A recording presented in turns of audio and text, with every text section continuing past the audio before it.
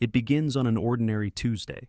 Stickman is rummaging through the attic, looking for a missing sock. Instead, he finds an ancient wooden chest, dusty and covered in doodles, that look suspiciously like warning signs. Of course, Stickman ignores them. With one dramatic sneeze, he opens the chest. Inside, there's nothing but a glowing crayon. He picks it up, shrugs, and doodles a little circle on the floor. The circle bursts into flames and whoosh! A dragon erupts, drawn in the same pencil scratch style as Stickman, but about 100 times bigger. Its wings stretch to the ceiling, its eyes glow like lanterns, and it roars.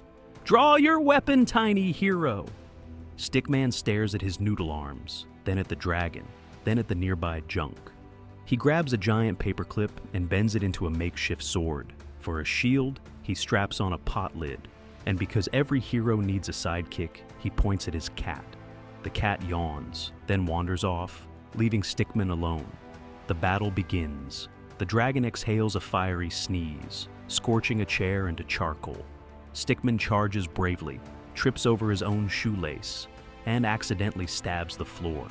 The dragon laughs so hard it coughs up smoke rings. Stickman waves his paperclip sword and yells, "Prepare to be slightly inconvenienced." They clash. Stickman deflects a gust of flame with his pot lid shield, which immediately turns black. He tries to jump heroically, but gravity reminds him he's Stickman. The dragon snaps its jaws, crunch, but Stickman tumbles between its legs and bonks his head on a broom. Now, armed with both a sword and a broom, he feels unstoppable. Outside, the townsfolk gather. "Do a trick!" someone shouts. Influencers set up cameras. Kids chant, "Go Stickman, go!" as if this were a wrestling match. The dragon, sensing an audience, spreads its wings and unleashes a roar so loud it blows hats off 3 grandmas. Stickman roars back, but it sounds more like a hiccup.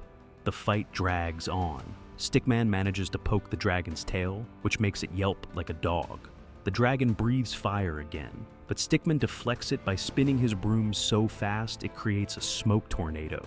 The audience gasps. For a moment, it looks like he might win. Then the dragon sneezes, one fiery sneeze, and Stickman is launched across the plaza, landing in a fruit stand. Bananas fly everywhere. The vendor sighs. This always happens. Stickman crawls out, bruised but determined. He knows brute force won't win. He needs another plan. Spotting a giant loaf of bread, Stickman has an idea. He drags the bread over, sprinkles it with sugar, and shoves it toward the dragon. The dragon stops mid-roar. It sniffs. Its pupils dilate. With one enormous chomp, it devours the loaf in a single bite. Then, to everyone's shock, it purrs. The dragon licks its lips, curls up like an oversized cat, and nudges Stickman gently. The crowd erupts in cheers. Stickman, covered in crumbs, raises his paperclip sword in triumph. The dragon lowers its head, inviting Stickman to climb aboard.